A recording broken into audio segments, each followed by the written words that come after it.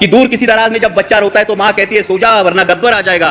Sir हालात ऐसे थे कि जब विपक्ष का कोई नेता सरकार के खिलाफ बोलता है तो उसको बोला जाता है चुप हो जा, सरकार के खिलाफ मत बोल वरना ईडी सीबीआई या इनकम टैक्स आ जाएगा। कि सर देश में मिनरल वाटर की बोतल 20 रुपए में मिलती है और हमारा किसान दूध 22 या 24 रुपए में बेचता है। तो क्या ये किसान को समृद्ध करने का निर्णय है? जब नॉर्मल मिडिल क्लास आदमी बाइक खरीदने जाता है तो उसको 28% जीएसटी देना पड़ता है, लेकिन इस देश में जो कोई हेलीकॉप्टर खरीदना चाहता है उसको सिर्फ 5% जीएसटी है। हंगर इंडेक्स में भारत का स्थान 125 देशों में 111वां है, जो पाकिस्तान, नेपाल, बांग्लादेश और श्रीलंका से भी नीचे है। क्या ये उपलब्धि है?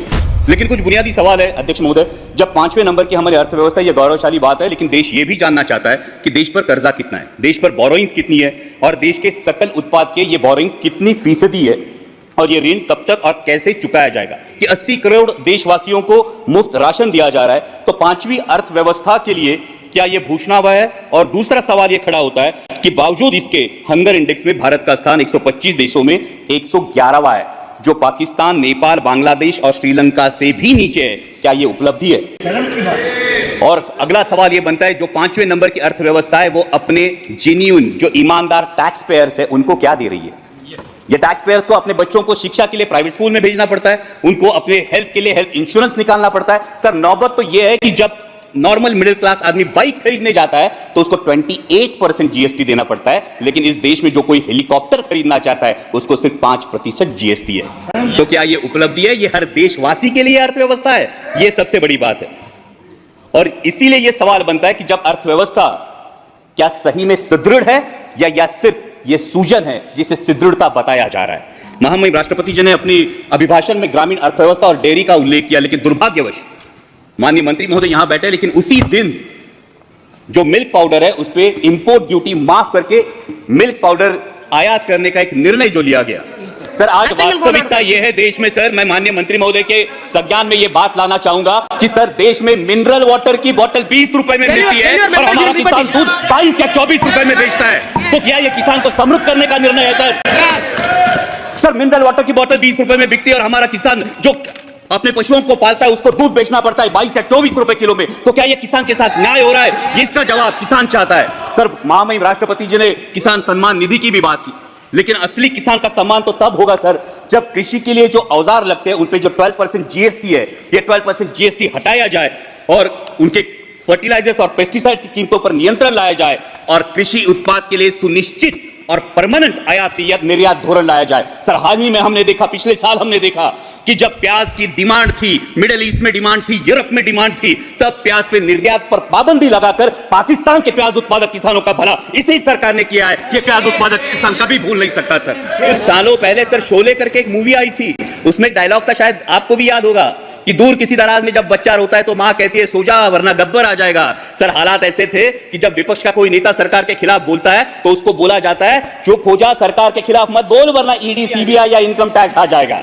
सर इस इनडिक्लेयर्ड इमरजेंसी का क्या? Sir 2 minute please, one more speaker is there. Yes sir. One more speaker is sir there. जब नेता तोड़ो पार्टी फोड़ो लेकिन विपक्ष मत रहने दो, ये बात होती है। सर जब लीडर ऑफ अपोजिशन ने डर की बात की तो महाराष्ट्र में भी बात हुई थी। 27 जून को माननीय प्रधानमंत्री जी ने भोपाल में भाषण किया था, तब उन्होंने नेचुरली करप्ट पार्टी जिस पार्टी को बोला था, जिन पर इल्जाम लगाए थे, उन्हीं हमारे साथियों को लेकर आज महाराष्ट्र में सरकार बनी है।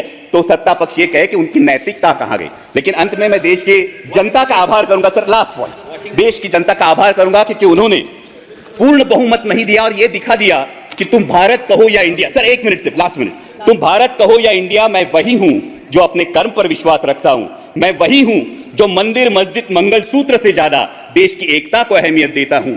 मैं वही हूं जो राजतंत्र से ऊपर लोकतंत्र को मानता हूं, ठेकेदारों से ज्यादा पहरेदारों पर भरोसा करता हूं। तुम भारत कहो या इंडिया, मैं वही हूं जो नफरत से ज्यादा मोहब्बत चाहता हूं, अहंकार से ज्यादा विनम्रता का आदर करता हूं, अधिकार से ज्यादा जिम्मेदारी निभाता हूं। मैं वही हूं जो संविधान से चला हूं और संविधान को ही अपने सर आंखों पर रखता हूं। धन्यवाद अध्यक्ष। पिंपरी चिंचवड महानगरपालिका कार्यक्षेत्रातील चिखली, कुदळवाडी यासारख्या महत्वाच्या ठिकाणी भीषण आग लागण्याची दुर्घटना घडू नये म्हणून अग्निशामक दल केंद्र उभारणी, नियमितपणे सुरक्षा लेखापरीक्षण, कचरा व्यवस्थापन व प्रशिक्षण आणि आवश्यक त्या सर्व उपाययोजना करण्यात याव्यात अशा सूचना शिरूर लोकसभेचे खासदार डॉक्टर अमोल कोल्हे यांनी पिंपरी चिंचवड महानगरपालिका आयुक्त शेखर सिंग यांना केल्या आहेत।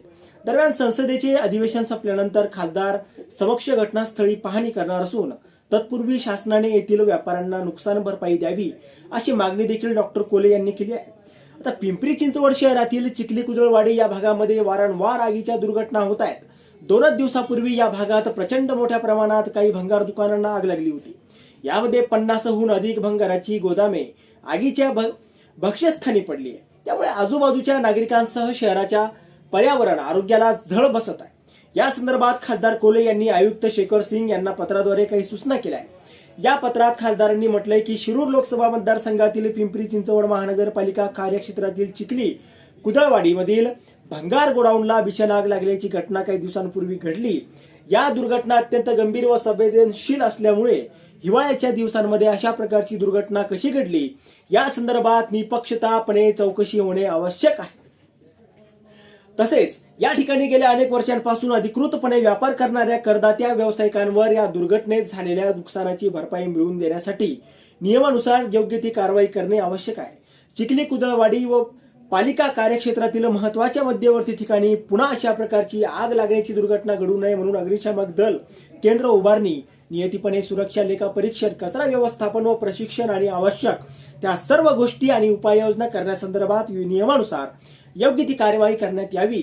खासदार डॉक्टर कोले यांनी म्हटले की चिखली कुदळवाडी परिसरात भंगार गोडाऊनला आग लागल्याची दुर्घटना ही एक आपत्ती असून या घटनेचे राजकीय भांडवल होऊ देऊ न देता, कोणत्याही प्रकारच्या राजकीय दबावाला बळी न पडता, कोणत्याही विशिष्ट समुदायाला हेतुपूर्वक लक्ष न करता निपक्षपणे चौकशी व तपास करण्याची दक्षता प्रशासनाकडून घेण्यात यावी. आता यावर तुम्हाला काय वाटतं? तुमचं मत कमेंट बॉक्समध्ये लिहायला अजिबात विसरू नका. व्हिडिओ आवडला असेल तर जास्तीत जास्त शेअर करा. आणि आतापर्यंत मराठी जनता, आपण आपल्या या चॅनलला सबस्क्राईब जर केलेलं नसेल तर चॅनलला सबस्क्राईब करा.